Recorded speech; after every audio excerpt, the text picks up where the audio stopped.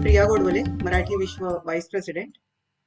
मराठी विश्वाच्या व्याख्यानमाला या सदराच्या पहिल्या पुष्पात आपल्या सर्वांचे मनापासून स्वागत आहे.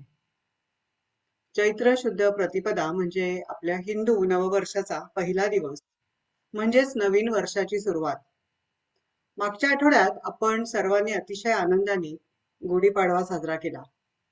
गुढी म्हणजे ब्रह्मध्वज किंवा विजयाचे प्रतीक असलेले मानाचे निशाण. शालिवाहन संवत्सराचा पहिला दिवस आणि 3.5 मुहूर्तांपैकी एक असा शुभ मुहूर्त. या दिवशी आपण सर्व दारी गुढी उभारण्याची परंपरा आहे आपल्याकडे. गुढी हे विजय आणि समृद्धीचे प्रतीक आहे. आपल्या पौराणिक संदर्भांमध्ये विविध स्वरूपातल्या गुढींचे महत्त्व सांगितले आहे. चैत्र म्हणजे निसर्गाच्या नवीन चैतन्याचे प्रतीक. नवीन पालवी, पिके पुनरुज्जीवित होतानाचे दृश्य आपल्याला पाहायला मिळते. शंकासूर नावाच्या राक्षसाचा वध करण्याहेतू मत्स्यरूपी विष्णूंचा जन्म याच दिवशी झाला असेही मानतात. माहेरवाशीण पार्वतीने चैत्रातल्या हळदी कुंकाची सुरुवात केली अशीही समजूत आहे. आणि मराठा साम्राज्य स्थापनेसाठी छत्रपती शिवाजी महाराजांनी केलेल्या विजयाचा सन्मान म्हणून गुढी उभारली जाते. रामाने रावणावर विजय मिळवून ज्या दिवशी अयोध्येत पुन्हा प्रवेश केला त्या दिवशी म्हणजे चैत्रशुद्ध प्रतिपदेला नागरिकांनी गुढ्या उभारून उत्सव साजरा केला अशी पारंपरिक समजूत आहे. आध्यात्मिक कवच मानले जाणारे श्री रामरक्षा स्तोत्र हे प्रभू श्रीरामाचे स्मरण करणारे एक अत्यंत शक्तिशाली स्तोत्र आहे. बुधकौशिक ऋषींच्या म्हणजे महर्षी विश्वामित्रांच्या स्वप्नात जाऊन प्रत्यक्ष शंकराने रामरक्षा स्तोत्र सांगितले आहे. त्यामुळे रामरक्षा स्तोत्रातील प्रत्येक अक्षर हे मंत्रमय व तारक आहे असे मानतात. श्रीरामाच्या ज्या क्वालिटीज आपण म्हणू शकतो, अप्रमेय म्हणजे अप्रमेय पराक्रम जे म्हणतो की ज्यांचा पराक्रम अतुलनीय आहे, किंवा नित्यानंद उपस्थित हा कायम आनंदी राहणारे, लोकाभिराम म्हणजे कायम लोकांमध्ये राहणारे, असे अनेक श्रीरामाचे केलेले कौतुक आपण रामरक्षा स्तोत्रात ऐकतो. चला तर मग आज जाणून घेऊयात श्री पराग भालेराव यांच्याकडून श्री रामरक्षा स्तोत्राबद्दल. डॉक्टर वर्तकांच्या विचारांनी प्रेरित झालेले श्री भालेराव यांना अध्यात्मकाची आवड लहानपणापासून लागली आणि त्यांनी या विषयाबद्दलची शास्त्रीय माहिती जाणून घ्यायचा प्रयत्न केला आणि अजूनही करतायत. अनेक सामाजिक आणि आध्यात्मिक संघटनांशी ते जोडले गेलेले आहेत. श्री भालेराव हे उत्तम तबलावादक तर आहेतच आणि ते स्वतः भगवद्गीताही शिकतात. मराठी विश्वाच्या मनाचे श्लोक या उपक्रमाचे ते कोच आहेत आणि अभिमानाने सांगावेसे वाटते की दर रविवारी मुलांसोबत मोठी मंडळी देखील मनाच्या श्लोकांच्या सत्राची वाट बघत असतात. चला तर मग जास्त वेळ न घेता मी परागदादांना विनंती करते की त्यांनी आजच्या कार्यक्रमाची सुरुवात करावी. नमस्कार परागदादा. इतकी सुंदर ओळख करून दिली की आता त्या तोडीचं भाषण आता मला द्यायला पाहिजे. परत एकदा इथे जमलेल्या सगळ्यांचं मनापासून स्वागत. आजचा जो दिवस आहे किंवा हा जो काल आहे गुढीपाडव्यापासून रामनवमीचा, हा बऱ्याच ठिकाणी राम जन्मोत्सव म्हणून साजरा केला जातो.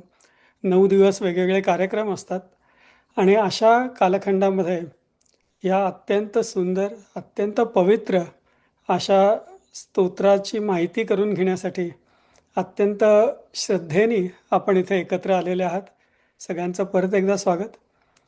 जसं ताईंनी सांगितलं की डॉक्टर PV वर्तक यांच्याकडून मला आध्यात्मिक अभ्यासाची प्रेरणा मिळाली आणि मकरंदबुवा रामदासी हे मला गुरुतुल्य आहेत.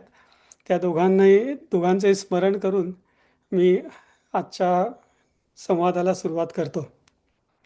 आजच्या संवादामध्ये अनेक क्षेत्रातले मान्यवर, ज्ञानी, मानी, ज्यांनी खूप काही गोष्टी अकम्प्लिश केल्यात असे मोठे मोठे लोक इथे आहेत आणि आपण सगळे जे सश्रद्ध अंतःकरणाने इथे आलेले आहात, आपल्या सगळ्यांना मी प्रणाम करतो, वंदन करतो आणि आजच्या चर्चेला सुरुवात करतो. सगळ्यात पहिला आणि सगळ्यात महत्त्वाचा विषय म्हणजे मराठी विश्व. मराठी विश्वसारख्या संस्था आपली संस्कृती जतन करायचा आणि जिवंत ठेवायचा आटोकाट प्रयत्न करत असतात. आणि आपल्यासारखे भाविक लोक त्याच्यामध्ये सहभागी होऊन त्यांच्या प्रयत्नांना यश देत असतात. मराठी विश्वतर्फे अनेक वेगवेगळे कार्यक्रम चालवले जातात. आपल्याकडे ज्या काही संस्था आहेत त्या काही केवळ सोशल क्लबसारख्या असतात, तर काही फक्त धार्मिक असतात. पण धार्मिक, आध्यात्मिक आणि सामाजिक असा समतोल राखण्याचं काम मराठी विश्वने केलेलं आहे. त्यांचं परत एकदा अभिनंदन आणि धन्यवाद. आज आपण रामरक्षा या स्तोत्राबद्दल किंवा स्तोत्र मंत्राबद्दल माहिती करून घेणार आहोत. बहुतेक जणांना रामरक्षा म्हणजे काय किंवा रामरक्षा हा शब्द निदान नक्कीच माहिती असतो. आपल्या महाराष्ट्रामध्ये तर प्रत्येक घरामध्ये रामरक्षेचा जप झालेलाच असतो. आणि मला खात्री आहे इथे सुद्धा बरेच लोक असतील की ज्यांना रामरक्षा माहिती आहे, म्हणता येते किंवा नियमितपणे म्हणतात. आणि त्या सगळ्यांचं एकदा अभिनंदन. पण आजच्या संवादानंतर तुमच्यापैकी बऱ्याच जणांना हे स्तोत्र रोज म्हणायची प्रेरणा होईल अशी मी आशा करतो. कारण याचं महत्त्व आपल्याला कळलं की आपण ते का करायला पाहिजे आणि कसं करायला पाहिजे याची जाणीव आपल्याला होईल आणि आपण ते करत जाऊ. तर रामरक्षा जी आहे, तर आपल्याकडे बरेच जे काही आपण देवाचं म्हणतो त्याच्यापैकी काही स्तोत्र असतात आणि काही मंत्र असतात. तर स्तोत्र म्हणजे काय? तर परमेश्वराच्या, भगवंताच्या स्तुतीसाठी केलेलं जे काव्य आहे किंवा स्तुतीसाठी केलेले जी रचना आहे त्याला स्तोत्र असं म्हणतात. परंतु ज्या मंत्रांनी किंवा ज्याच्या पठणाने आपल्याला वेगवेगळ्या प्रकारचे फायदे होतात त्याला मंत्र असं म्हणतात. मननात त्रायते. त्रायते म्हणजे आपलं रक्षण होतं, आपला उद्धार होतो, त्याला मंत्र असं म्हणतात. आणि मंत्रांबद्दल खरं तर खूप बोलण्यासारखं आहे, मंत्र म्हणजे काय आणि त्या विषयावर. पण आपण आत्ता वेळेच्या अभावी फक्त रामरक्षेवरती आपलं लक्ष केंद्रित करूयात. तर मननात राहते ज्याच्या पठणाने, ज्याच्या पुन्हा पुन्हा पठणाने आपल्याला फायदा होतो ते मंत्र. आणि हा फायदा कशामुळे होतो? तर मंत्र कसे उच्चारावेत याचे नियम असतात. आणि त्या नियमाप्रमाणे मंत्राचा उच्चार केल्यानंतर त्या मंत्राद्वारे, उच्चाराद्वारे जी स्पंदनं निर्माण होतात, व्हायब्रेशन्स निर्माण होतात, त्या स्पंदनांमुळे आपल्या शरीराला वेगवेगळ्या प्रकारचे फायदे होतात. त्यामुळे मंत्र हे एका ठराविकपणे म्हणणं महत्त्वाचं आहे. स्तोत्र आपण गाऊ शकतो, वेगवेगळ्या प्रकारे म्हणू शकतो. पण उदाहरण म्हणून गायत्री मंत्र हा मंत्र आहे. तो वेगवेगळ्या वाद्यांच्या तालावर वेगवेगळ्या सुरांमध्ये म्हटलेला आपण जो ऐकतो ती अत्यंत चुकीची प्रथा आहे. कारण मंत्र कसे म्हणावे त्याचे नियम असतात आणि त्याचं पालन करायला पाहिजे. आता ह्या रामरक्षेमध्ये आपण म्हणतोय की याच्यामध्ये मंत्र आहेत आणि त्या मंत्रांमुळे आपलं रक्षण होतं. तर त्यामुळे रामरक्षेला कवच असंही म्हणतात. आणि आपण बरेच ऐकलं असेल की दुर्गा कवच आहे, चंडी कवच आहे, हनुमान कवच आहे, शिव कवच आहे, वेगवेगळ्या प्रकारची कवच स्तोत्र आपल्या धर्मामध्ये सांगितलेली आहेत. तर कवच म्हणजे काय? तर चिलखत किंवा शील्ड जे आपल्या भोवती निर्माण होतं आणि त्याच्यामुळे त्याच्या आत आपण असतो आणि आपलं रक्षण होतं. तर त्याला कवच असं म्हणतात. तर हे कवच म्हणजे नक्की काय असतं? तर प्रत्येक देवतेची जी वेगवेगळी कवच स्वरूपातली स्तोत्र असतात, तर त्या स्तोत्रामध्ये आपल्या शरीराच्या वेगवेगळ्या अवयवांचा उल्लेख केलेला असतो. डोक्यापासून पायापर्यंत सर्वसाधारणपणे. पण ह्या अवयवांबरोबरच ज्या देवाचं ते कवच आहे, त्या देवाची वेगवेगळी नावं आलेली असतात. आणि ती नावं त्या अवयवाशी संबंधित असतात. आणि कशी असतात रामरक्षेच्या बाबतीत आपण ते बघणार आहोत. पण ते कवच म्हणताना ज्या अवयवाचा उल्लेख तिथे आलेला आहे, त्या अवयवाला आपण स्पर्श करून तो मंत्र कवचातला किंवा कवचातला तो भाग म्हणायला पाहिजे. म्हणजे ती जी स्पंदनं आहेत, ती जी व्हायब्रेशन्स आहेत, ती त्या त्या अवयवाला सगळ्यात उत्तम प्रकारे मिळतात आणि त्याचा सगळ्यात जास्त फायदा होतो.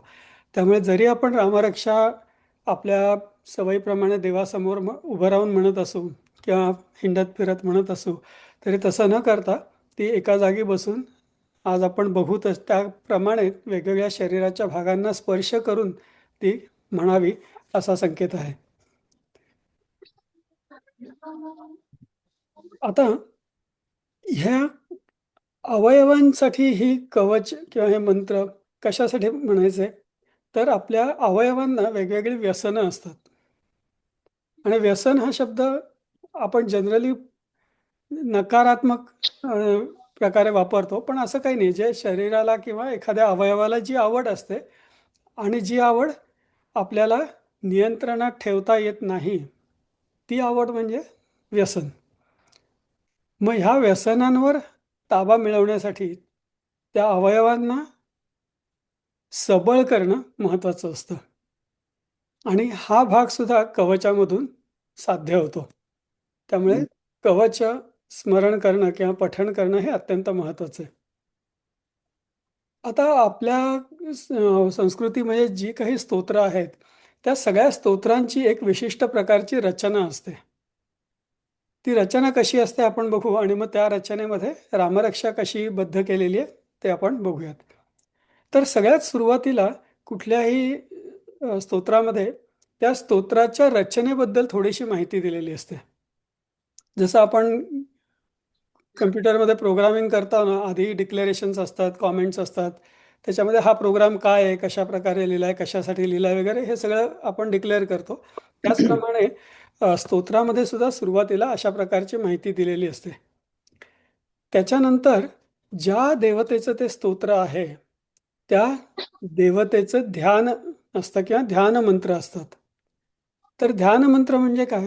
तर त्या देवतेच्या स्वरूपाचं वर्णन केलेलं असतं, की तो देव किंवा ती देवता किंवा ते जे काही नवरा आणि बायको किंवा जे देव आणि देवी असे जे असतील ते कसे दिसतात, कसे बसलेत, कसे कपडे त्यांनी घातलेले आहेत, गळ्यात काय घातलंय, डोक्यावर काय घातलंय, अशा प्रकारचं दृश्य वर्णन ज्याला म्हणता येईल तसं वर्णन त्याच्यामध्ये केलेलं असतं. त्याला ध्यान श्लोक असं म्हणतात. तर या ध्यान श्लोकांचं महत्त्व असं आहे की जेव्हा आपण ते ध्यान श्लोक म्हणतो तेव्हा आपल्या डोळ्यासमोर ते चित्र किंवा ती मूर्ती उभी राहते. मी जेव्हा लाल म्हणतो तेव्हा तुमच्या कुणाच्याही डोक्यात ल ला काना ला आणि दुसरा ल असं येत नाही, तर लाल रंगाची कुठली तरी वस्तू येते. तर त्याच प्रकारे जेव्हा आपण ह्या देवतांचं वर्णन करतो सुरुवातीला स्तुतीपर रूपाचं वर्णन, तेव्हा त्या देवतेचं स्वरूप आपल्या डोळ्यासमोर येतं. त्याच्यामुळे दोन फायदे होतात. एकतर आपण कुणाचं स्तोत्र म्हणतोय, कुणाची स्तुती करतोय हे आपल्याला माहिती असायला पाहिजे. त्यामुळे त्या देवाचं वर्णन आधी होतं आणि दुसरं म्हणजे त्या देवाचं स्वरूप आपल्या डोळ्यासमोर उभं राहिलं की आपलं चित्त विचलित होत नाही. तर आपलं चित्त एकाग्र करायला आपल्याला मदत होते. त्यामुळे त्या कारणाने सुरुवातीला नेहमी ध्यान मंत्र किंवा ध्यान श्लोक दिलेले असतात. त्याच्यानंतर मुख्य स्तोत्र असतं, म्हणजे रामरक्षेच्या संदर्भात मुख्य रक्षामंत्र जे आहेत ते आहेत.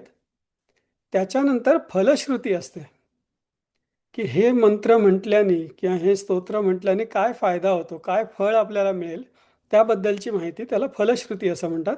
तर ती फलश्रुती असते आणि मग नंतर समाप्ती समाप्तीच्या संदर्भातले काही श्लोक किंवा काही मंत्र त्याच्यामध्ये असू शकतात. तर अशा प्रकारची रचना बहुतेक सगळ्या स्तोत्रांची असते. तुम्ही विष्णू सहस्त्रनाम बघा, रामरक्षा म्हणा किंवा कुठलेही स्तोत्र, सर्वसाधारणपणे अशा प्रकारे त्याची रचना असते. तर त्या पार्श्वभूमीवर आता आपण रामरक्षा स्तोत्र जे आहे त्याबद्दल माहिती करून घ्यायला सुरुवात करू. वेळेअभावी मी म्हणून माझ्या मागे तुम्हाला म्हणायला सांगणार नाही आहे. आपल्याला जेमतेम 1 तास आहे आणि तेवढ्या वेळात आपल्याला बराच मोठा विषय अभ्यासायचा आहे.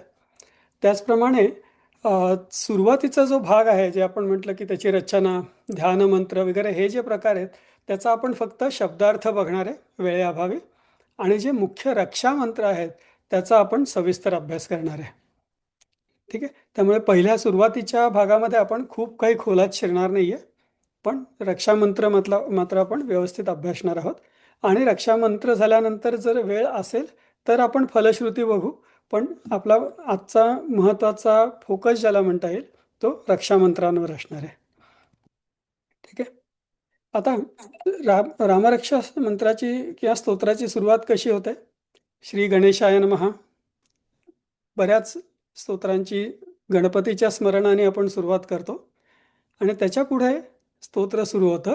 अस्य श्री रामरक्षा स्तोत्रमंत्रस्य बुधकौशिक ऋषिः श्री सीतारामचंद्रो देवता अनुष्टुपछंदः सीताशक्तिः श्रीमद् हनुमान कीलकं श्रीरामचंद्र प्रीत्यर्थे जपे विनियोगः. तर हा सुरुवातीच्या भागात ज्याला आपण डिक्लेरेशन्स म्हणतो तसे आहेत की अस्य श्री रामरक्षा स्तोत्रमंत्रस्य, या रामरक्षा स्तोत्रमंत्राचे बुधकौशिक आहे, ऋषी आहेत ज्यांनी याची रचना केलेली आहे. ह्या स्तोत्रमंत्राचे देवता कोण आहेत तर सीता आणि रामचंद्र. म्हणजे फक्त जरी आपण रामरक्षा म्हणत असलो तरी सीता आणि राम ह्या दोघांसाठी हे स्तोत्र आहे. म्हणजे ज्याला आपण पुरुष आणि प्रकृती, मॅटर आणि एनर्जी म्हणतो, तर तशा प्रकारे ही दोन्ही स्त्री आणि पुरुष हे दोन्ही स्वरूप याच्यामध्ये समाविष्ट केलेलं आहे. आणि बहुतेक पूजांमध्ये जरी आपण फक्त स्त्री किंवा देवीची किंवा फक्त देवाची पूजा करत असलो तरीसुद्धा त्यांचे जे बेटर हाफ ज्याला म्हणतात ते त्या पूजेमध्ये असतातच आणि त्यांची पूजा केली जाते. तसंच इथे राम आणि सीता दोघांची पूजा, प्रार्थना आणि रक्षामंत्रांमध्ये त्यांची प्रार्थना आपण करतोय. त्याच्या पुढे म्हटलेलं आहे अनुष्टुप छंद. अनुष्टुप नावाचा जो छंद आहे, मराठीत वृत्त असतात तसे संस्कृतमध्ये छंद आहेत. तर 4 भागांचा श्लोक जो असतो एका विशिष्ट रचनेमध्ये त्याला अनुष्टुप छंद असं म्हणतात. आता जेव्हा आपण रामरक्षा म्हणतो तेव्हा आपल्याला माहिती आहे की रामरक्षेची चाल मध्ये मध्ये बदलते. कशा प्रकारे आपण म्हणतो ते मध्ये मध्ये बदलतं. तर ते जिथे बदलतं तिथे छंद बदललेला असतो. मग छंद जर बदलतायत तर बियर असेल तर बियर कर पण. छंद जर बदलत असेल तर इथे फक्त अनुष्टुप छंद का म्हटलंय तर जे मुख्य रक्षामंत्र आहेत ते अनुष्टुप छंदामध्ये आहेत आणि मग बाकीचे जे भाग आहेत ते वेगवेगळ्या छंदांमध्ये आहेत, पण हे रक्षामंत्र फक्त अनुष्टुपमध्येच आहेत. म्हणून इथे म्हटलेले अनुष्टुप छंद.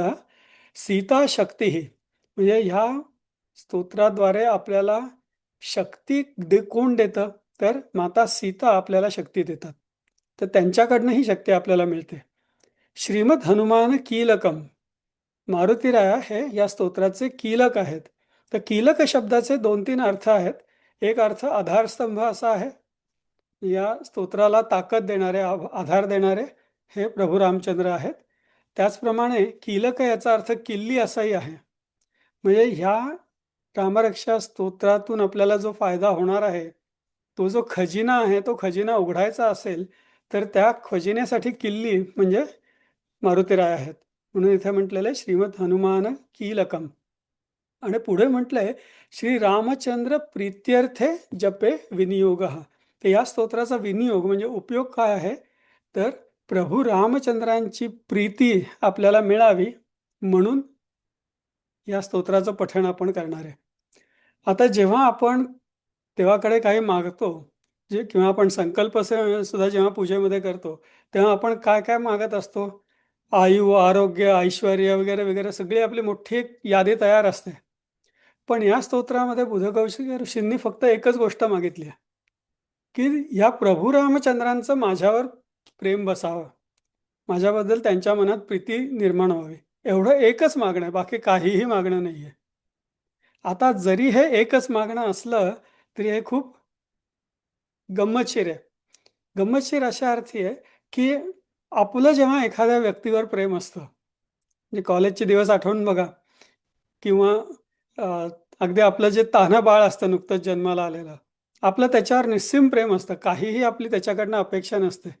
पण जेव्हा माझं त्या बाळावर प्रेम असतं तेव्हा त्या बाळाला काय हवं काय नको कधी हवं, किती हवं, कसं हवं, हे सगळं पुरवण्याची जबाबदारी मी घेतो. तसंच जर प्रभू रामचंद्रांचं माझ्यावर प्रेम असेल, तर मला काय हवं, नको हे सगळं बघायची चिंता आणि जबाबदारी कुणाची आहे? प्रभू रामचंद्रांची आहे. मग ते जर एकदा मला मिळालं, त्यांचं प्रेम जर मला एकदा मिळालं, तर बाकी सगळ्या गोष्टी मला आपोआपच मिळणार आहेत.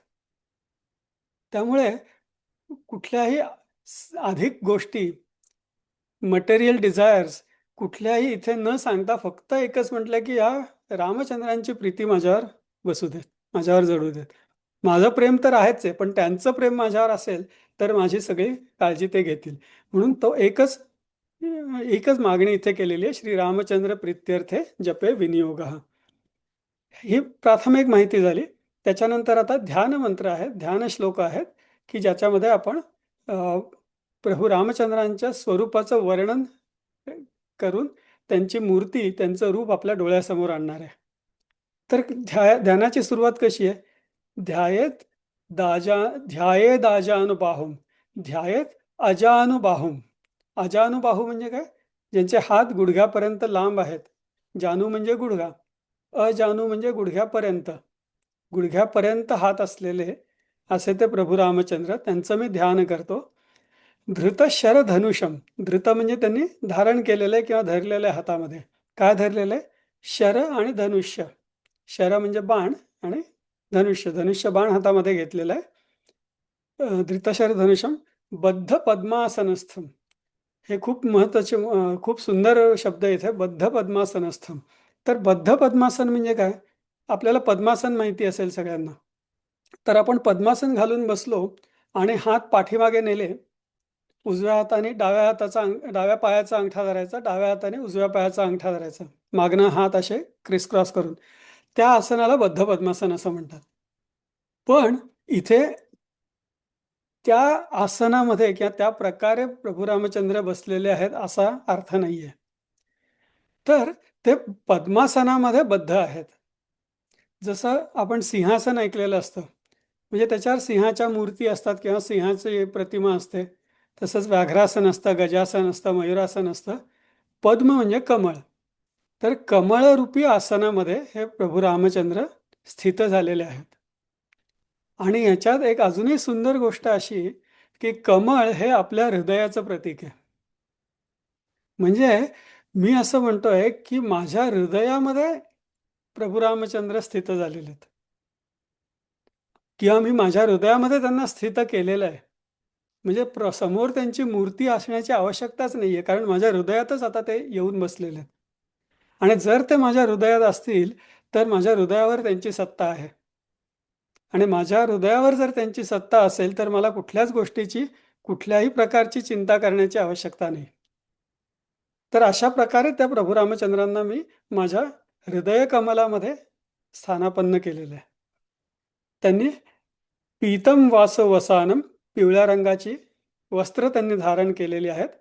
नवकमल दल स्पर्धी नेत्रम प्रसन्नम, नवकमल दल, नवीनच उमललेल्या कमळाच्या पाकळ्यांशी स्पर्धा करतील असे अत्यंत रेखीव आणि सुंदर त्यांचे नेत्र आहेत. आणि अत्यंत प्रसन्न असं त्यांची मुद्रा आहे किंवा त्यांचा चेहरा आहे. वामांकारूढ सीता, वामांकारूढ शब्दशः अर्थ म्हणजे डाव्या मांडीवर. वाम म्हणजे डावा, अंक म्हणजे मांडी, म्हणजे त्यांच्या डाव्या मांडीवर किंवा डाव्या बाजूला माता सीता बसलेल्या आहेत. मुखकमल मिल लोचनम, आणि त्यांच्या मुखकमळाकडे प्रभू रामचंद्रांची दृष्टी स्थिर झालेली आहे. म्हणजे ते सीतेकडे बघतायत, माता सीतेकडे ते बघतायत.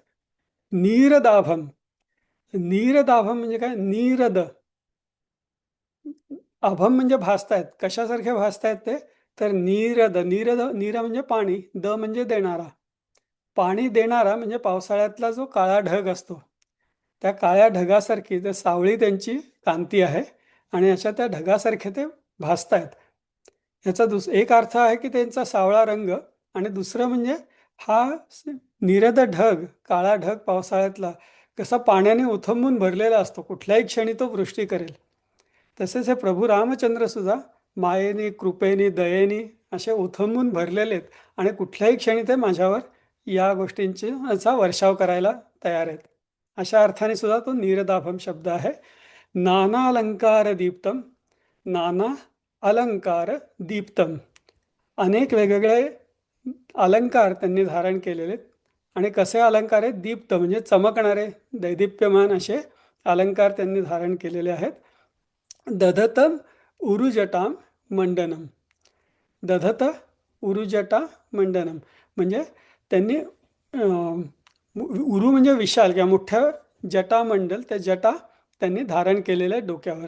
म्हणजे डोकं त्यांचं जटामंडलांनी किंवा जटेनी सुशोभित झालेलं आहे. असे हे रामचंद्र माझ्या डोळ्यासमोर आता मी आणलेले आहेत आणि त्यांना मी माझ्या हृदयामध्ये स्थान दिलेलं आहे किंवा स्थानापन्न केलेलं आहे. अशा प्रकारे हे ध्यान श्लोक झाले. आता ध्यान श्लोक इथे संपतात. त्याच्यानंतर पुढे परत थोडीशी स्तुती आहे. आपण म्हणतोय की चरितम रघुनाथस्य शतकोटी प्रविस्तरम. रघुनाथ म्हणजे प्रभू रामचंद्र, त्यांचं चरित्र कसं आहे तर 100 कोटी श्लोकांमध्ये सुद्धा ते बांधता येणार नाही, वर्णन करता येणार नाही, इतकं मोठं अथांग असं त्यांचं चरित्र आहे. आणि प्रभू रामचंद्रांची कीर्ती, त्यांचं कार्य, त्यांची धर्मनिष्ठा, ह्या सगळ्या गोष्टी जर बघितल्या तर त्यांचं वर्णन करायला 100 कोटी श्लोक कमी पडावेत यात काही आश्चर्य नाही. पण नुसतंच हे मोठ्याच्या मोठं स्तोत्र असं नाही आहे असं नाही. त्याच्या पुढे म्हटलेलं आहे एकैकमक्षरम पुंसाम महापातक नाशनम. म्हणजे जरी ते एवढं मोठं प्रचंड स्तोत्र असलं तरी त्यातलं एक एक अक्षर मनुष्याची महापातक नाश करू शकेल इतकं पवित्र आहे किंवा इतकं सामर्थ्यशाली आहे. आणि नुसतंच पाप नाही तर इथे महापातक म्हटलेलं आहे. पातक वेगळं आणि महापातक वेगळं. आपल्याला माहिती आहे की आपल्या शास्त्रांमध्ये 5 महापातकं सांगितलेली आहेत. आणि महापातक म्हणजे त्यांचं निरसन होत नाही काही करून. तर अशा महापातकांचं सुद्धा निरसन करण्याचं सामर्थ्य या रामरक्षेच्या एकेका अक्षरामध्ये आहे. एवढं प्रचंड सामर्थ्य या रामरक्षेमध्ये आहे. आणि 5 महापातकं कुठली? ब्रह्महत्या पहिलं पातक आहे, म्हणजे ब्राह्मणाची हत्या किंवा वध. याच्यामध्ये उच्च नीचता, धर्म, जातीवाद वगैरे असा कुठलाही भाग नाही आहे. याचे कारणं अत्यंत वेगळी आणि चांगल्या प्रकारची कारणं आहेत. दुसरा महापातक आहे गोहत्या, गायीची हत्या. तिसरं महापातक आहे सुवर्णस्तेय किंवा सोन्याची चोरी. तर सोन्याची चोरी म्हणजे केवळ सोनं नावाच्या द्रव्याची चोरी असं त्याच्यामध्ये अपेक्षित नसावं, पण कुठल्याही संचित केलेल्या धनाची चोरी. कारण धनसंचय आपण कशासाठी करतो तर आपल्या मनात काहीतरी योजना असतात की पुढे मला घर घ्यायचं आहे किंवा मुलीचं लग्न आहे किंवा गाडी घ्यायची आहे किंवा काहीतरी आपल्या मनात योजना असतात. त्या योजनांसाठी आपण ते धन एकत्र केलेलं असतं आणि मग त्या धनाचं सोनं घेऊन, ज्याला आपण गुंतवणूक म्हणतो तशा स्वरूपात आपण ते ठेवलेलं असतं. मग त्या सोन्याची जेव्हा चोरी होते तेव्हा माझ्या या पूर्ण भविष्यासाठी केलेली जी तरतूद आहे त्याची चोरी होते. म्हणजे माझं भविष्य चोरलं जातं थोडक्यात. म्हणून ते महापातक मानलं गेलेलं आहे. तर सुवर्णस्तेय. त्याच्यानंतर गुरुतल्पगमन म्हणजे गुरुच्या पत्नीशी संबंध किंवा व्यभिचार, हे महापातक आहे. आणि इथे सुद्धा केवळ गुरुपत्नी असा त्याच्यामध्ये अर्थ अपेक्षित नाही आहे, तर परस्त्रीशी व्यभिचार हे आपल्याकडे महापातक मानलेले आहे. आणि शेवटचं महापातक जे आपल्यापैकी बऱ्याच जणांना करायला आवडतं ते म्हणजे सुरापान किंवा मद्यपान. तर ही पातकं अशी आहेत की ज्याचा नाश होत नाही, पण रामरक्षेचं सामर्थ्य असं आहे की त्यांचाही नाश रामरक्षा करू शकते. ठीक आहे. त्याच्यानंतर हे स्तोत्र पुढे जातं. ध्यात्वा नीलोत्पल श्यामम. ध्यात्वा म्हणजे आता ध्यान केलं आहे मी, ध्यान करून कुणाचं? नीलोत्पल श्यामम रामम. नील उत्पल श्याम. नील म्हणजे निळं, उत्पल म्हणजे कमळ, श्याम म्हणजे सावळा. तर निळ्या कमळाप्रमाणे सावळी कांती ज्यांची आहे असे प्रभू राम, की जे राजीव लोचन पण आहेत. राजीव म्हणजे परत कमळ, आणि कमळासारखे रेखीव नेत्र ज्यांचे आहेत ते. जानकी लक्ष्मण उपेतम जानकी लक्ष्मणोपेतम, म्हणजे जानकी आणि लक्ष्मण ज्यांच्या बरोबर आहेत आणि ज्यांनी डोक्यावर जटारूपी मुकुट धारण केलेला आहे, जटा मुकुटमंडितम. आता ह्याच्यामध्ये जटा ज्या आहेत त्या सगळ्या गोष्टींपासून परावृत्त झालेला म्हणजे संन्यास रूप दर्शवतात. आणि आपण असे म्हटले की त्यांच्या अंगावर वेगवेगळे अत्यंत तेजस्वी दैदिप्यमान दागिने पण आहेत. म्हणजे दागिने वैभव किंवा भोग दर्शवतात आणि जटा त्याग दर्शवतात. एकाच वेळेला प्रभू रामचंद्रांकडे भोगही आहे आणि त्यागही आहे. ही जी परस्पर विरुद्ध ज्या प्रवृत्ती आहेत त्या त्यांच्यामध्ये एकत्र आहेत. म्हणजे या दोन्हीचा समतोल राखून कसा उपभोग घ्यायचा हे त्यांना चांगलं माहिती आहे. असं त्याच्या पुढे म्हटलेलं आहे की त्यांचं आता वर्णन परत पुढे चालू राहतं. सासी तूण धनुर्बाणम पाणीम, स असी तूण धनु बाण पाणीम. पाणी म्हणजे हात, त्यांच्या हातामध्ये आहे. काय आहे? असी, असी म्हणजे तलवार. तूण, तूण म्हणजे बाणांचा भाता. धनु म्हणजे धनुष्य आणि बाण म्हणजे त्यांच्या हातामध्ये धनुष्य बाण आणि तलवार आहे. सर्वसाधारण आपण रामाचं चित्र बघतो त्याच्यामध्ये तलवार रामांकडे कधी नसते. पण आपल्याला माहिती आहे की शूर्पणखेचं नाक तलवारीने कापलं होतं, म्हणजे त्यांच्याकडे तलवार असायची. बरोबर. तर ह्या सगळ्या गोष्टी त्यांच्याकडे आहेत आणि ते कसं आहेत तर नक्तंचरांतक आहेत. ते नक्त म्हणजे अंधार किंवा रात्र, नक्तंचर म्हणजे निशाचर. निशाचर म्हणजे दानव किंवा वाईट प्रवृत्तीचे लोक, त्यांचा अंत करणारे. आणि वाईट प्रवृत्तीचे लोक किंवा लोकांमधल्या वाईट प्रवृत्ती दोन्ही प्रकारे याचा अर्थ काढता येतो. त्यात पण ह्या वाईट प्रवृत्तींचा किंवा वाईट प्रवृत्तीच्या लोकांचा नाश करणारे म्हणजे नक्तंचरांतक असे हे प्रभू रामचंद्र आहेत. स्वलीलया जगत्रातुम आविर्भूतम अजम विभुम. स्वतःच्या लीलेनी, स्वतःच्या मायेनी हे या जगामध्ये अवतारित झालेले आहेत जगाचं रक्षण करण्यासाठी. आणि ते मात्र अज आहेत. अज म्हणजे काय? ज्यांचा जन्म नाही. ते जन्म नाही म्हणजे अर्थात मृत्यू पण नाही. पण रामचंद्रांचा तर जन्मही झाला होता, कारण आपण रामजन्म उत्सव साजरा करतो. आणि रामांचा मृत्यूही झाला होता. हे जरी खरं असेल तरी ते ज्या मानव देहात आले होते त्या देहाचा जन्म आणि मृत्यू झाला होता.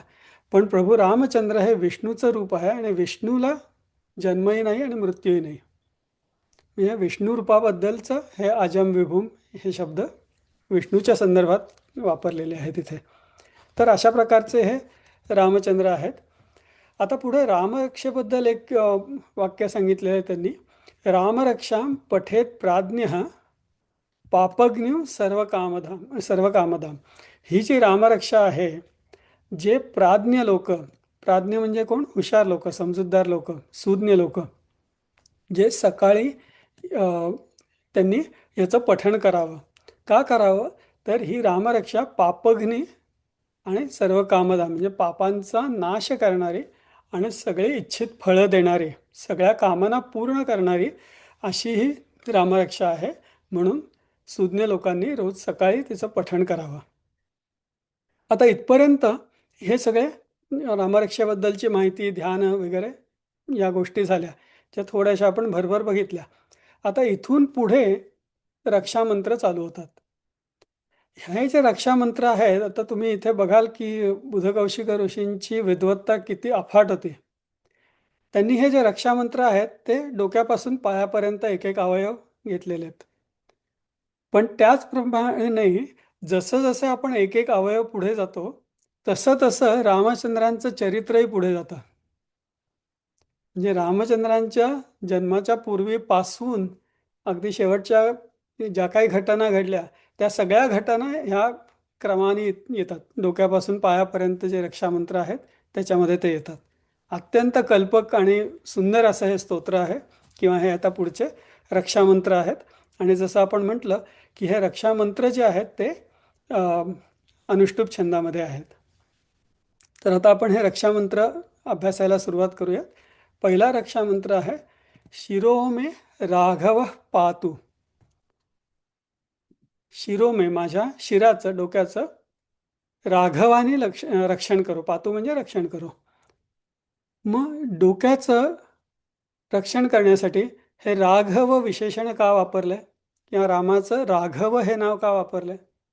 तर आपल्याला माहिती आहे की राघव हे काही रामाचं नाव नाही आहे. रघुकुळात ते जन्माला आले म्हणून त्यांना राघव असं म्हणतात. मग याचा अर्थ रघुकुळात जन्माला आलेले सगळेच राजे राघव होते. बरोबर, रघुचे सगळेच वंशज राघव. म्हणजे त्याच्यात श्रीरामांचे वडील दशरथ महाराज आले, त्यांचे वडील अजय महाराज आले आणि रघु. पण जेव्हा आपण राघव म्हणतो तेव्हा आपल्या डोक्यात हे बाकी कुणीही येत नाहीत, फक्त रामचंद्रच येतात. कारण हा रघुकुळ जरी एवढा मोठा असला, एवढा प्रचंड चांगला असा रघुकुळ होता, तरी सुद्धा त्याच्या डोक्यावर, त्याच्या शिखरावर, ज्याला शिखर शिरोमणी म्हणता येईल, असे प्रभू रामचंद्र होते. त्यामुळे राघव म्हटलं की आपल्या डोक्यात फक्त प्रभू रामचंद्रच येतात. तर असे हे रघुकुळाचे जे शिखर शिरोमणी आहेत, त्यांनी माझ्यासुद्धा शिखराचं रक्षण करावं, माझ्याही डोक्याचं रक्षण करावं. म्हणून रामचंद्रांनी डोक्याचं रक्षण करावं अशी प्रार्थना करतोय, तेव्हा आपण तिथे राघव हे विशेषण किंवा राघव हे नाव वापरलंय. आता तुमच्या लक्षात आलं असेल की आपण म्हटलं की त्यांच्या जन्मापासूनचा हा क्रम आहे. मग त्यांचं कुळ हा त्यांच्या जन्माचा सगळ्यात आधीचा पहिला भाग झाला. कुळ, मग आता वडिलांची माहिती येईल, मग आईची माहिती येईल, असं करत करत आणि मग पुढे प्रभू रामचंद्र, मग त्यांचा जन्म, मग त्यांच्या जीवनातल्या घटना, अशा क्रमाने हे रक्षामंत्र पुढे जातात. तर पुढे असं म्हटलेलं आहे, शिरोमे राघव पातू भालन दशरथात्मज. माझ्या भाल प्रदेशाचं, माझ्या कपाळाचं रक्षण दशरथ पुत्र रामाने करावं. दशरथात्मज. आता दशरथात्मज किंवा दशरथ पुत्र रामाचं आणि कपाळाचा काय संबंध आहे? कारण दशरथ राजांचं भविष्य किंवा नशीब एका विशिष्ट प्रकारे लिहिलं गेलं होतं. आपण जेव्हा कपाळ म्हणतो तेव्हा आपण नशिबाच्या संदर्भात कपाळाचा नेहमी उल्लेख करतो.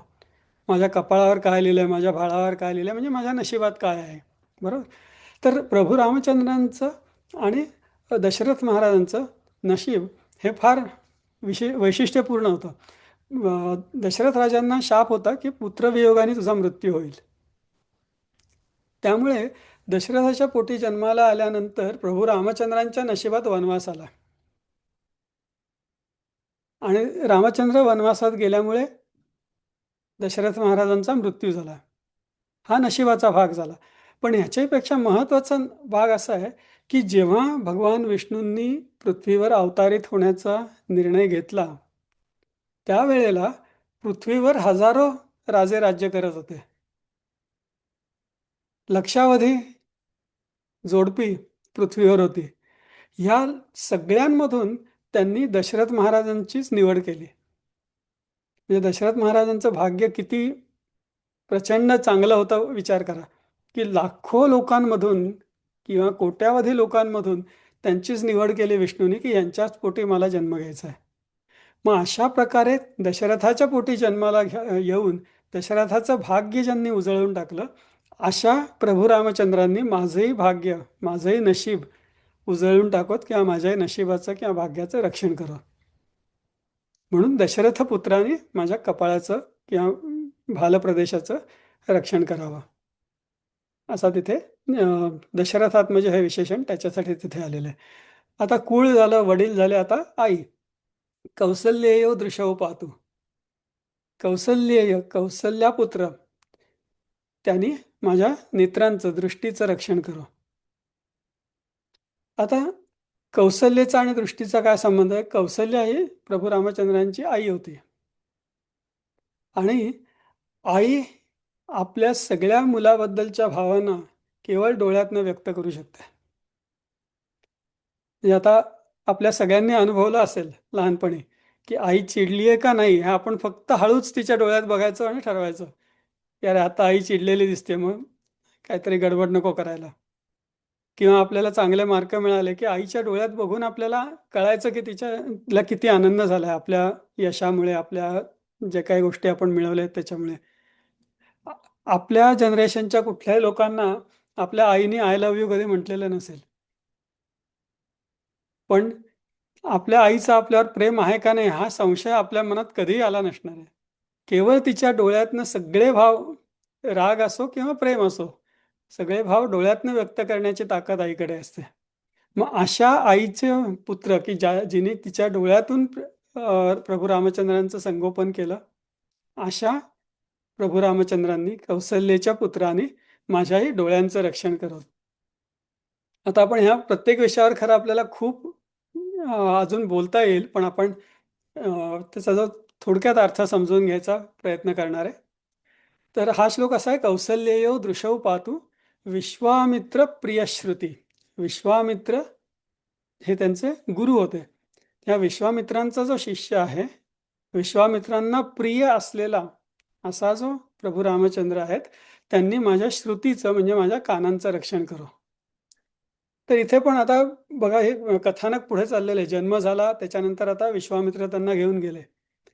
विश्वामित्र जेव्हा त्यांना घेऊन गेले दशरथाकडून, तेव्हा तिथून जाताना आणि अरण्यात पोचेपर्यंत किंवा पोचल्यानंतर पुढे सुद्धा केवळ शब्दाने त्यांनी सगळं ज्ञान रामचंद्रांना दिलेलं आहे. चालता चालता ते बोलत राहिले आणि त्या बोलण्यातून श्रीरामचंद्रांनी सगळं ज्ञान ग्रहण केलं. ते असं कुठेही म्हणाले नाहीत की अहो तुम्ही किती फास्ट बोलताय, जरा सावकाश सांगा ना, किंवा थांबा मला एक कागद पेन आणू दे, मला लिहून घेऊ दे, काही लक्षात राहत नाही तुम्ही काय म्हणताय ते. किंवा त्यांनी लगेच मोबाईल फोन काढून रेकॉर्ड वगैरे केलं नाही. एकदा कानावर पडलं ते पक्क झालं. मग अशा प्रकारे ज्यांची श्रुती होती की केवळ एकदा ऐकल्यावर नुसते शब्दच नाही तर त्या शब्दाचा अर्थ, प्रयोजन, ताकद, उपयोजन ह्या सगळ्या गोष्टी त्यांना कळल्या, इतकं सामर्थ्य त्यांच्या कानामध्ये होतं. अशा प्रभू रामचंद्रांनी माझ्याही कानांचं रक्षण करत. अजून एक याच्यामध्ये भाग असा आहे की श्रीरामांसारखा चांगला शिष्य होण्याची योग्यता माझ्यामध्ये येऊ दे, की एकदा मी एखादी गोष्ट शिकलो किंवा ऐकलो की ती कायम माझ्या डोक्यामध्ये जाऊन बसली पाहिजे आणि त्याचा वापर कधी आणि कुठे आणि कसा करावा याची सुद्धा जाण मला आली पाहिजे. आणि सगळ्यात महत्त्वाचं म्हणजे कुठे करू नये याची सुद्धा जाण आली पाहिजे. म्हणून आपण प्रभू रामचंद्रांना सांगतोय की जे विश्वामित्रांचे शिष्य आहेत, केवळ श्रवणाने त्यांनी सगळं ज्ञान आत्मसात केलं, त्यांनी माझ्याही कानाचं रक्षण करत. याच्यामध्ये अजून एक भाग असा आहे की जर प्रभू रामचंद्रांचं माझ्या कानामध्ये वास्तव्य असेल तर मी उगाचच काहीतरी ऐकून त्याच्यावर विश्वास ठेवलाय अशा प्रकारचं वर्तन करणार नाही, किंवा अनावश्यक गोष्टी ऐकण्याचा मोह मला होणार नाही. आपल्याला माहिती असतं की कुठे एखादा अपघात झाला किंवा कुठल्या नटनट्यांची काही प्रकरणं असतील, ते कुठे बातम्यांमध्ये असतील, तर ते आपण अगदी हौसेने ऐकतो. तर ह्या अशा गोष्टी की ज्याचा खरंच काही उपयोग नाही आहे, ज्या काही फार चांगल्या गोष्टी नाही आहेत ऐकण्यासारख्या, त्या ऐकण्याचा मोह पण मला होणार नाही जर प्रभू रामचंद्रांची माझ्या कानावर सत्ता असेल तर. म्हणून त्यांनी म्हटलंय विश्वामित्र प्रियश्रुती. पुढे त्यांनी म्हटलंय घ्राणम पाहतो मखत्राता. तर विश्वामित्र कशासाठी घेऊन गेले होते प्रभू रामचंद्रांना, तर या अरण्यामध्ये जेव्हा ते यज्ञ करायचे, त्या यज्ञामध्ये वेगवेगळे दैत्य त्रास द्यायचे त्यांना. त्या दैत्यांचा बंदोबस्त करण्यासाठी आणि यज्ञाची सुरक्षा करण्यासाठी त्यांनी प्रभू रामचंद्रांना बोलावलं होतं. यज्ञ म्हणजे मख, मखत्राता म्हणजे मखाचं, यज्ञाचं रक्षण करणारा. यज्ञाचं रक्षण करणारे जे प्रभू राम आहेत त्यांनी माझ्या नाकाचं रक्षण करत. कारण यज्ञामधून जो धूर निर्माण होतो, जर तो यज्ञ व्यवस्थित केला असेल, योग्य प्रकारच्या समिधा त्याच्यामध्ये घातल्या असतील, तर तो यज्ञातून निर्माण होणारा धूर हा प्रदूषण नसतो. त्याने पर्यावरणाला धोका होत नाही, त्याने पर्यावरणाला फायदाच होतो. आणि तिथे जे लोक असतील ते सुद्धा तो धूर त्यांनी श्वासाने आतमध्ये घेतला की त्याचा त्यांनाही फायदा होतो. मग अशा प्रकारे ज्यांनी ज्या धुराने श्वासामार्फत मला फायदा होईल असा धूर जिथून निर्माण होतो तो यज्ञ, त्याचं रक्षण त्यांनी केलं. अशा प्रभू रामचंद्रांनी माझ्या नाकाचं रक्षण करावं. म्हणजे प्रत्येक शब्द जे तिथे वापरलेले आहेत किंवा विशेषणं वापरले आहेत ते खूप अगदी तिथे योग्य आहेत, विचारपूर्वक वापरलेली आहेत. तर अशा प्रकारे आपण त्यांना सांगतोय की यज्ञाचं रक्षण करणाऱ्या प्रभू रामचंद्रांनी माझ्या नाकाचं रक्षण करावं आणि मुखम सौमित्री वत्सलः. सौमित्र म्हणजे सौमित्र म्हणजे कोण माहितीये? सौमित्र म्हणजे सुमित्रेचा मुलगा. सुमित्रेचा मुलगा म्हणजे लक्ष्मण. तर लक्ष्मण अत्यंत कोपिष्ठ होते असं म्हणतात. त्यांना पटकन राग यायचा कुठल्याही गोष्टीचा आणि त्यांच्या चेहऱ्याकडे बघून त्यांच्या चेहऱ्यावरचे भाव थोडे जरी बदलले तरी प्रभू रामचंद्रांना लगेच कळायचं की आता याचा ताबा सुटणार आहे, याला आता राग येतोय आणि लगेच प्रभू रामचंद्र त्याच्याशी बोलून त्याचा राग नियंत्रणात आणायचे. मग अशा प्रकारे केवळ मुखावरच्या हालचाली किंवा हावभाव, फेशियल एक्सप्रेशन्स ज्याला म्हणतो, ते बघून ज्यांना कळायचं आणि त्याच्यावरती ते नियंत्रण आणायचे, अशा प्रभू रामचंद्रांनी माझ्याही मुखाचं रक्षण करावं. म्हणून तिथे म्हटलं मुखम सौमित्री वत्सलः. पुढे म्हटले जिव्हा विद्यानिधी पातु. जिव्हा म्हणजे जीभ.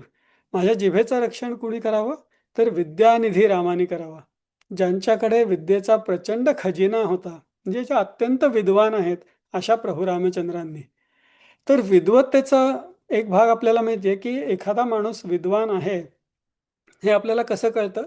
तर त्याच्या बोलण्यावरनं, तो कसा बोलतोय. आणि आपल्याकडे हा वाक्प्रचार पण आहे की त्याच्या जिभेवर सरस्वती नांदतीये किंवा सरस्वती खेळतीये. म्हणजे काय?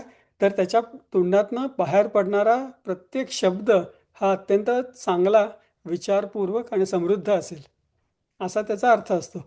तर त्यामुळे असे जे प्रभू रामचंद्र होते की ज्यांच्या जिभेवर सरस्वती नांदत होती किंवा जे स्वतः विद्यानिधी होते, विद्येचा प्रचंड साठा त्यांच्याकडे होता, अत्यंत विद्वान होते, अशा प्रभू रामचंद्रांनी माझ्या जिभेचं रक्षण करावं. कंठम भरतवंदितः. माझ्या कंठाचं रक्षण भरताला वंदनीय असलेल्या प्रभू रामचंद्रांनी करावं. इथे पण आपल्याला एक कथा माहिती आहे की जेव्हा प्रभू रामचंद्र वनवासात गेले तेव्हा भरत तिथे नव्हता. भरत जेव्हा आजोळहून परत आला तेव्हा रामचंद्र ऑलरेडी निघून गेलेले होते. मग जेव्हा भरताला हे कळलं की प्रभू रामचंद्र वनवासात गेलेत आणि ते माझ्या आईमुळे गेलेत, त्यांचं प्रभू रामचंद्रावर प्रचंड प्रेम होतं आणि आपल्या भावाला आपल्या आईने वनवासात पाठवलं हे कळल्यावर ते इतके चिडले, आपल्या मातेची प्रचंड निंदा केली त्यांनी आणि आपल्या आईच्या अंगावर इतक्या जोरात ओरडले की त्या ओरडण्यामुळे त्यांचं स्वरयंत्र खराब झालं. त्याच्यात दुसरा भाग असाही आहे की मातेची निंदा केल्याचं पातक त्यांना लागलं आणि त्याच्यामुळे त्यांचं स्वरयंत्र खराब झालं. मग त्यांचं स्वरयंत्र खराब झालं. स्वरयंत्र एकदा खराब झालं की ते दुरुस्त होत नाही. पण जेव्हा ते प्रभू रामचंद्रांच्या भेटीला गेले तेव्हा आपण सगळीकडे हा शब्द ऐकतो की प्रभू रामचंद्रांची त्यांनी गळाभेट घेतली. आणि तिथे हा गळाभेट जो शब्द आहे तो खूप महत्त्वाचा शब्द आहे की त्या भेटीद्वारे त्यांनी प्रभू रामचंद्रांनी भरताचा गळा दुरुस्त केला, स्वरयंत्र जे होतं ते दुरुस्त केलं. म्हणून अशा प्रकारे गळाभेट घेऊन ज्यांनी स्वरयंत्र दुरुस्त केलं, गळा दुरुस्त केला, अशा प्रभू रामचंद्रांनी माझ्याही कंठाचं रक्षण करावं. स्कंदौ दिव्यायुध पातु. तुम्हाला थोडा अंदाज आला असेल की मी भरभर जातोय आता. एकीकडे माझं वेळेकडे लक्ष आहे. स्कंदौ दिव्यायुध पातु. माझ्या खांद्याचं रक्षण कोणी करो? तर अनेक दिव्य आयुध ज्यांनी धारण केलेली आहेत त्या प्रभू रामचंद्रांनी माझ्या खांद्याचं रक्षण करत. कारण सगळी आयुधं जी असतात ती खांद्यावर बाळगली जायची. आजही जेव्हा बंदूक चालवायची असते तेव्हा ती खांद्यावरून चालवायची असते. काही जण दुसऱ्याच्या खांद्यावरून चालवतात, तो भाग वेगळा, पण खांदे बळकट असायला लागतात कुठलंही आयुध किंवा शस्त्र आपल्याला चालवायचं असेल तर. आणि ज्यांच्याकडे अशी अनेक आयुधं होती, दिव्य आयुधं होती आणि ते धारण करण्याची शक्ती ज्यांच्या खांद्यांमध्ये होती, अत्यंत प्रबळ असे ज्यांचे खांदे होते, त्या प्रभू रामचंद्रांनी माझे सुद्धा खांद्यांचं रक्षण करावं. भुजौ भग्ने शकारमुखः. माझ्या भुजांचं म्हणजे हातांचं रक्षण कुणी करो? तर भग्न ईश कारमुकः. भग्न म्हणजे तोडणं, ईश म्हणजे भगवान महादेव आणि कारमुख म्हणजे धनुष्य. म्हणजे शिवधनुष्य ज्यांनी तोडलं, शिवधनुष्य मोडण्या इतकी प्रचंड ताकद ज्यांच्या हातांमध्ये होती, अशा प्रभू रामचंद्रांनी माझ्याही हाताचं रक्षण करावं. म्हणजे जे शिवधनुष्य आपल्याला माहिती आहे की लोकांना हलवता सुद्धा आलं नाही, ते प्रभू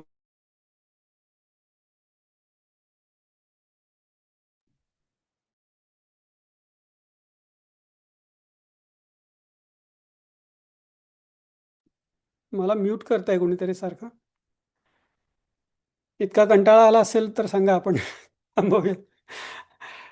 अं, तर इतकी ताकद ज्यांच्यामध्ये होती की ते धनुष्य उचललं, वाकवलं, त्याच्यावर प्रत्यंचा चढवली आणि ते करत असताना ते धनुष्य मोडलं. इतकी प्रचंड ताकद ज्यांच्या हातात होती, अशा प्रभू रामचंद्रांनी माझ्या हाताचं रक्षण करावं आणि हाताला माझ्या सामर्थ्य द्यावं. पुढे म्हटलेले करव सीतापती पातू. मग आता तिथे जे स्वयंवर झालं, स्वयंवरात त्यांनी धनुष्य मोडलं, त्याच्यामुळे काय झालं, त्यांचा सीतेशी विवाह झाला. सीतेचं पाणीग्रहण त्यांनी केलं, म्हणजे सीतेचा हात हातात घेतला, म्हणजे सीतेशी त्यांचा विवाह झाला. आता सीतेशी त्यांचा विवाह झाला किंवा सीतेचं पाणीग्रहण केलं, हातामध्ये हात घेतला, ही काही साधी गोष्ट नाही आहे. कारण सीता माता ह्या स्वतः एक देवी होत्या, शक्तीचं रूप आहे ते. आणि शक्तीचा हात हातात घेण्यासाठी जो हातात घेईल त्याच्या हातात किती शक्ती असायला पाहिजे, किती पावित्र्य असायला पाहिजे, किती सामर्थ्य असायला पाहिजे. मग इतकं सामर्थ्य ज्यांच्यामध्ये होतं की ज्यांनी स्वतः शक्तीचा हात हातात घेतला, अशा प्रभू रामचंद्रांनी माझ्याही हातांचं रक्षण करो. अशा अर्थे तिथे करव सीतापती पातू हृदयम जामदग्नजित. परत कथानक पुढे जातं, त्यांचा सीतेशी विवाह झाला, त्याच्यानंतर ते अयोध्येला परत निघाले. अयोध्येला परत निघाल्यावर सगळ्यात पहिल्यांदा कुठली गोष्ट घडली, तर परशुरामांनी त्यांचा मार्ग अडवला. परशुराम कोण होते? जमदग्नींचे पुत्र. म्हणून इथे म्हटलंय हृदयम जामदग्न्यजित. जामदग्न्य म्हणजे जमदग्नींचा मुलगा, त्यांच्यावर विजय मिळवला. अशा प्रभू रामचंद्रांनी माझ्या हृदयाचं रक्षण करो. आता हे परशुराम जमदग्नींचेच अवतार, त्यामुळे प्रचंड कोपिष्ट. त्यांनी 21 वेळा पृथ्वी निक्षत्रिय केली होती. अशा या परशुरामांना जेव्हा कळलं की माझ्या आराध्य देवतेचं धनुष्य, जे मी जनकाला भेट दिलं होतं, ते एका क्षत्रियाने मोडलं, किती प्रचंड चिडचिड त्यांची झाली असेल आपण कल्पना करू शकतो. त्यामुळे ते मार्गात आडवे आले, म्हणाले माझ्याशी युद्ध कर, त्याशिवाय पुढे जायचं नाही. आता प्रभू रामचंद्र विष्णूचं रूप आणि परशुराम सुद्धा विष्णूचं अंशरूप होते. मग ह्या विष्णूच्या दोन रूपांचं एकमेकांमध्ये जर युद्ध झालं असतं तर किती भयंकर प्रसंग आला असता, सर्वनाश झाला असता पृथ्वीचा. पण प्रभू रामचंद्रांना हे माहिती होतं. मग त्यांनी काय केलं, त्यांनी अत्यंत गोड बोलून, अत्यंत चांगल्या प्रकारचे शब्द बोलून, अत्यंत चांगलं स्पष्टीकरण देऊन परशुरामांचं हृदय जिंकलं आणि ते युद्ध टाळलं. मग अशा प्रकारे ज्यांनी परशुरामांचं हृदय जिंकलं, त्या रामचंद्रांनी माझ्याही हृदयाचं रक्षण करत. म्हणून तिथे म्हटलं हृदयम जामदग्निजित. पुढे म्हटलं मध्यम पाहतो खरध्वंसी. तर जेव्हा प्रभू रामचंद्र, त्यांचा पूर्ण प्रवास होता अयोध्येपासून लंकेपर्यंतचा, त्या प्रवासाच्या साधारण मध्ये पंचवटी भागामध्ये त्यांनी खरं आणि दूषण किंवा खरं या राक्षसाचा वध केला. आणि हा वध त्यांनी त्यांच्या मार्गाच्या मधोमध केला होता. अशा प्रभू रामचंद्रांनी माझ्या शरीराचे मध्यभागाचं रक्षण करत. मध्यम पाहतो खरध्वंसी. तर खरं याचा अजून एक अर्थ क्षार असाही होतो, क्षार किंवा सॉल्ट्स ज्याला आपण म्हणतो. आणि दूषण म्हणजे खरं आणि दूषण असे दोन ते राक्षस होते. तर दूषण म्हणजे कुठल्याही प्रकारचा दोष किंवा दूषित प्रकार. तर माझ्या शरीराच्या मध्यभागात असे काही क्षारजन्य दोष असतील तर त्याचा निपात व्हावा, म्हणून ह्या अशा प्रभू रामचंद्रांनी माझ्या शरीराच्या मध्यभागाचं रक्षण करावं. मध्यम पाहतो खरध्वंसी नाभीम जांबवदाश्रय.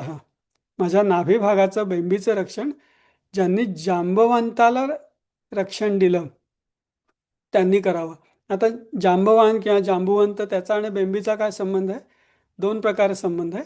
एकतर जांबुवान हा ब्रह्मदेवाचा पुत्र होता आणि ब्रह्मदेवांचा जन्म विष्णूंच्या बेंबीतून झाला होता. विष्णूंच्या नाभीतून कमळ आलं आणि त्या कमळामधून ब्रह्मदेवांचा जन्म झाला असं कथानक आहे. तर तो एक बेंबीशी त्यांचा संबंध आहे, नाभीशी. पण दुसरा महत्त्वाचा संबंध असा आहे की जेव्हा लंकेवर स्वारी करायची होती तेव्हा उड्डाण करून लंकेपर्यंत कोण जाईल हा खूप मोठा प्रश्न होता. आणि जांबवंतांना माहिती होतं की मारुतीराया हे काम करू शकतात, त्यांच्या अंगात तेवढं सामर्थ्य आहे, पण त्यांना त्याचा विसर पडलेला आहे. मग हे विसर पडलेल्या शक्तीचा त्यांना परत जाणीव ज्यांनी करून दिली असे ते जांबुवंत. आणि आपण जेव्हा कुठलीही गोष्ट करण्याचं धाडस, ताकद जे म्हणतो ते आपण पोटात आपली ती ताकद असते बेंबीच्या मागे. म्हणून आपण कुठलीही गोष्ट करताना गट्स आहेत का म्हणतो. ते गट्स म्हणजे तो बेंबीच्या मागचा भाग.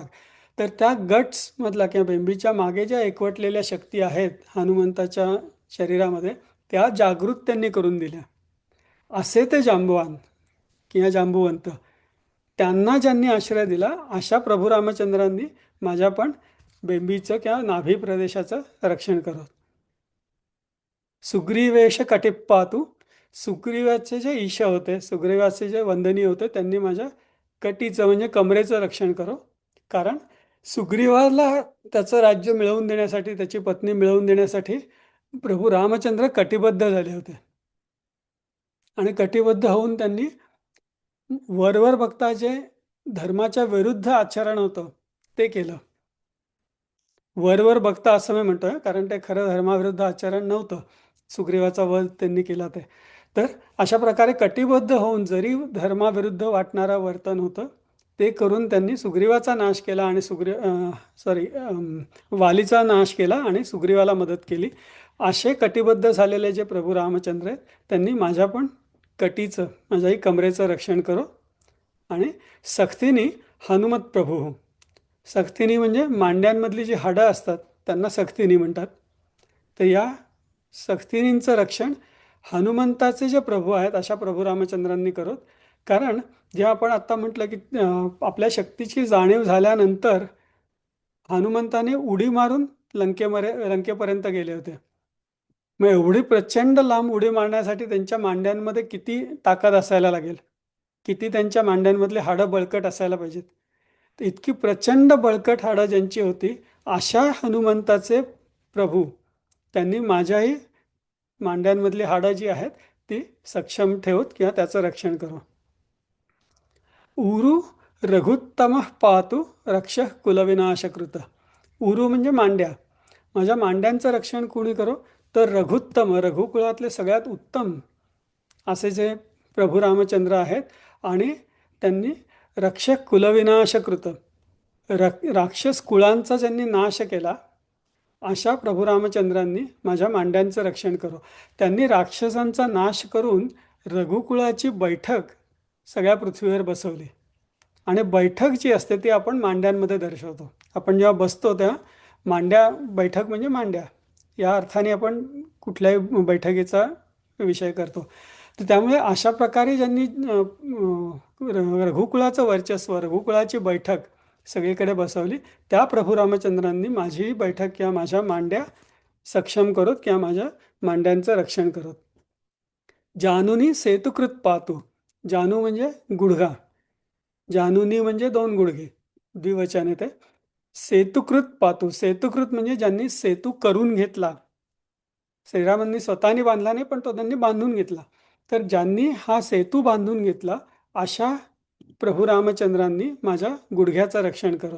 कारण गुडघा हा आपल्या शरीरातला सेतू आहे.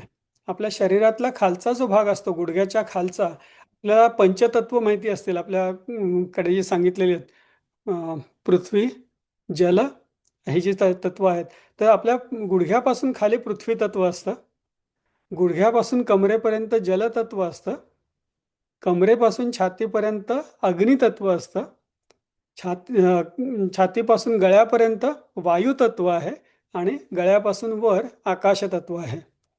तर हे जमिनीचं जे आहे पृथ्वी तत्व आणि जलतत्व यांना जोडणारा दुवा म्हणजे पायाखालचा भाग आणि पायावरचा भाग यांना जोडणारा पूल म्हणजे आपले गुडघे. तर या पुलाचं रक्षण ज्यांनी पूल बांधून घेतला अशा प्रभू रामचंद्रांनी माझ्या गुडघ्यांचं म्हणजे त्या पुलाचं रक्षण करो. जंघे दशमुखांतकः, जंघे म्हणजे पोटऱ्या, माझ्या पोटऱ्यांचं रक्षण दशमुखाचा म्हणजे रावणाचा ज्यांनी अंत केला, वध केला अशा प्रभू रामचंद्रांनी करो. कारण प्रभू रामचंद्र अयोध्येपासून सगळीकडे फक्त चालतच गेलेले आहेत. आणि जेव्हा त्यांचं युद्ध झालं रावण सेनेशी, तेव्हा ते युद्ध सुद्धा त्यांनी जमिनीवर उभं राहून केलंय. कुठल्याही रथामध्ये वगैरे ते नव्हते.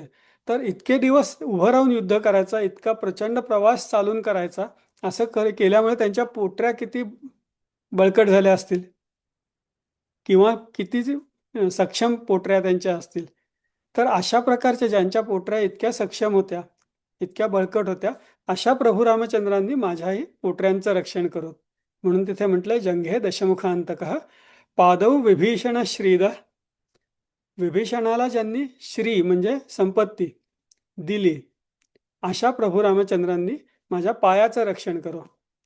कारण आपल्याला माहिती आहे की युद्धाच्या पूर्वी विभीषण रावणाला समजावून सांगितलं की युद्ध करू नकोस, सीतेला परत पाठव. ते ऐकलं नाही, म्हणून विभीषण श्रीरामांच्या शरणागत आला होता. आणि जेव्हा विभीषण आला तेव्हा सगळ्यांनी प्रभू रामचंद्रांना सांगितलं की हा शत्रू सैन्यातून आलेला आहे, याला मारून टाका किंवा याला निदान आसरा देऊ नका.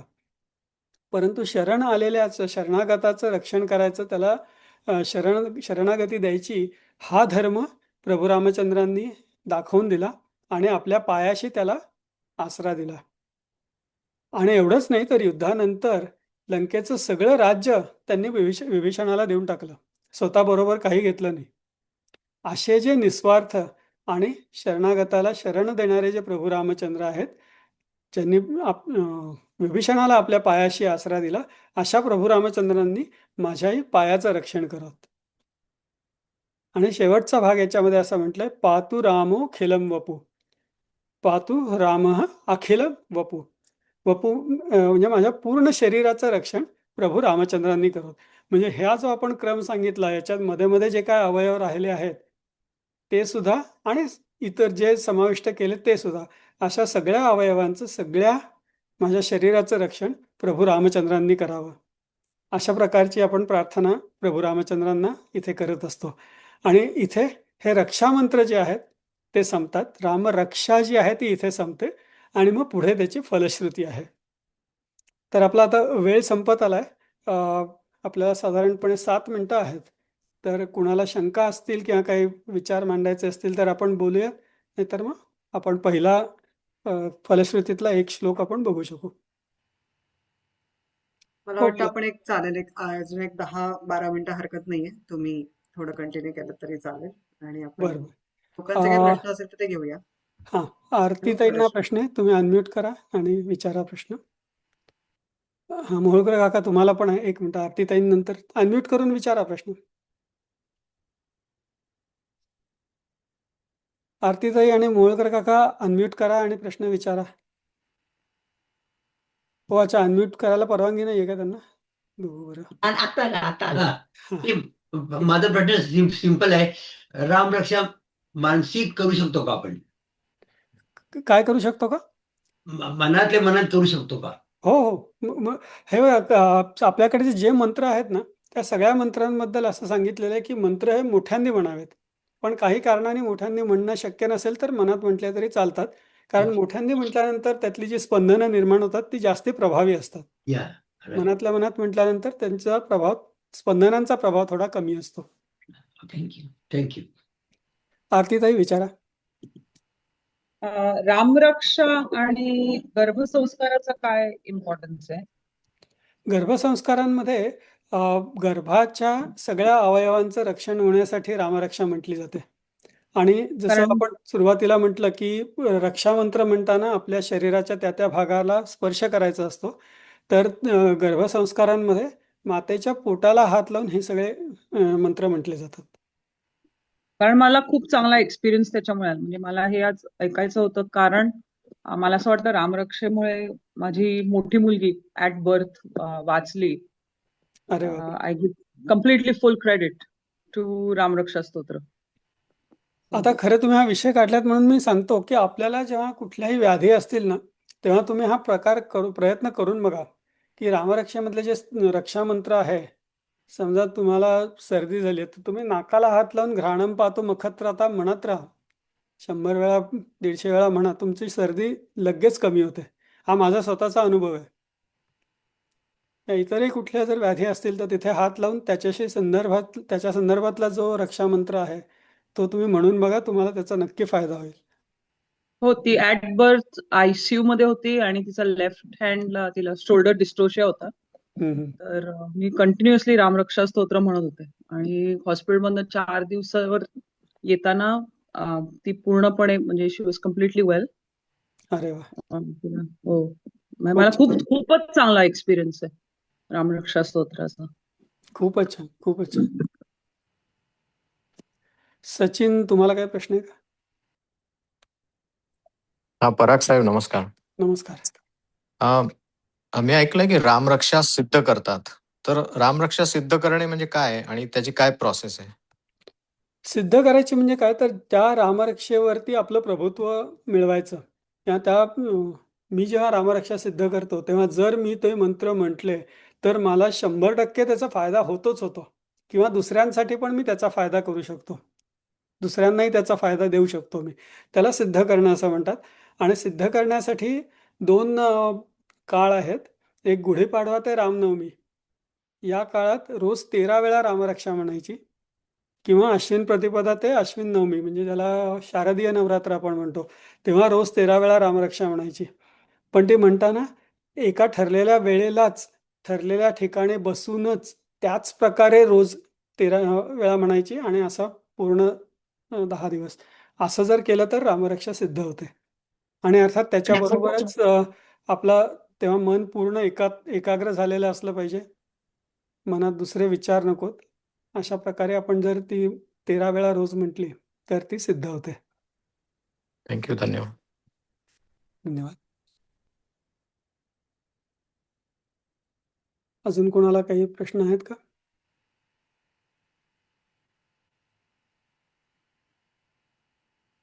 बहुतेक तर नाही वाटत आहे. ताई, आपल्याला किती 2-3 मिनिटं आहे वेळ? एखादा हो, चालेल. आपण एक 10 मिनिटं घेऊ शकतो अजून. तुम्हाला फलश्रुती सांगायची असेल तर काही हरकत नाही. फलश्रुती पूर्ण नाही होणार, कारण फलश्रुतीचे पण बरेचसे श्लोक आहेत. त्याच्यातला निदान पहिला जो श्लोक आहे तो आपण बघू. आणि अजून एक प्रभू रामचंद्रांबद्दल एक इंटरेस्टिंग म्हणता येईल अशी एक माहिती आहे, ती आपण बघू.